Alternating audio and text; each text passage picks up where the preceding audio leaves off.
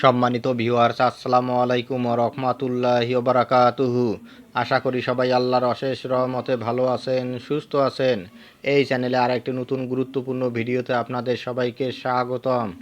আজকে আলোচনা করব দাবি আদায় না হওয়া পর্যন্ত এনটিআরসি এর কার্যালয় অবরুদ্ধ থাকবে। বিস্তারিত থাকছে ভিডিওতে। এই ভিডিওটি দেখার আগে যারা এই চ্যানেলে একদম নতুন তারা অবশ্যই চ্যানেলটি সাবস্ক্রাইব করে পাশে থাকা বেল আইকনটি প্রেস করে দিন। আর যারা ইতিমধ্যে সাবস্ক্রাইব করেছেন তাদেরকে জানাই অসংখ্য ধন্যবাদ। দাবি আদায় না হওয়া পর্যন্ত এনটিআরসি এর কার্যালয় অবরুদ্ধ থাকবে।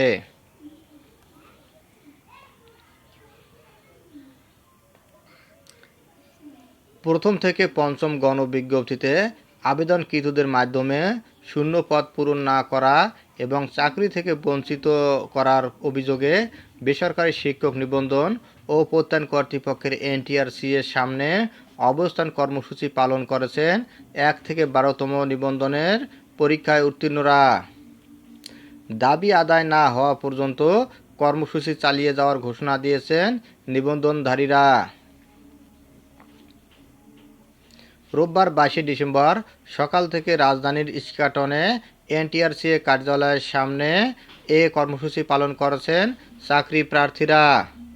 এ রিপোর্ট লেখা পর্যন্ত প্রার্থীরা এনটিআরসি এর কার্যালয়ের সামনে থেকে সরে যেতে শুরু করছেন।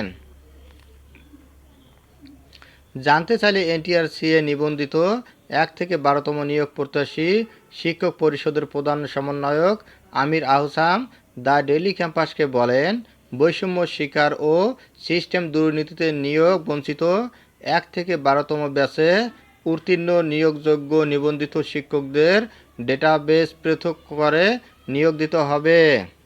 এসব দাবিতে আমাদের কর্মসূচি চলছে। কর্মসূচি স্থগিত করা হবে কি না এমন প্রশ্নের জবাবে তিনি আরও বলেন, দাবি আদায় না হওয়া পর্যন্ত আমাদের কর্মসূচি চলবে। আগামীকাল সোমবার প্রধান উপদেষ্টার সঙ্গে আমাদের দেখা করিয়ে দেওয়ার আশ্বাস দেওয়া হয়েছে। সেই আশ্বাসের পরিপ্রেক্ষিতে আমরা রাতে এনটিআরসি এর কার্যালয়ের সামনে অবস্থান করছি না। তবে আগামীকাল সকাল 7টা থেকে আবারও এনটিআরসি এর সামনে অবস্থান ও অবরোধ কর্মসূচি শুরু হবে। এ বিষয়ে বেসরকারি শিক্ষক নিবন্ধন ও প্রত্যয়ন কর্তৃপক্ষের সচিব এএমএম রিজওয়ানুল হক বলেন, আমাদের এ বিষয়ে কোনো করণীয় নেই। যদি কোনো কিছু করার থাকে সেটা মন্ত্রণালয় করতে পারবে। মন্ত্রণালয় নির্দেশনা না দিলে আমাদের কিছু করার সুযোগ নেই। ধন্যবাদ জানিয়ে বিদায় নেওয়ার আগে আবারও অনুরোধ জানাই, যদি ভিডিওটি ভালো লাগে এবং সর্বশেষ শিক্ষামূলক আপডেট ভিডিও পেতে চান তাহলে অবশ্যই চ্যানেলটি সাবস্ক্রাইব করুন। ধন্যবাদ সবাইকে।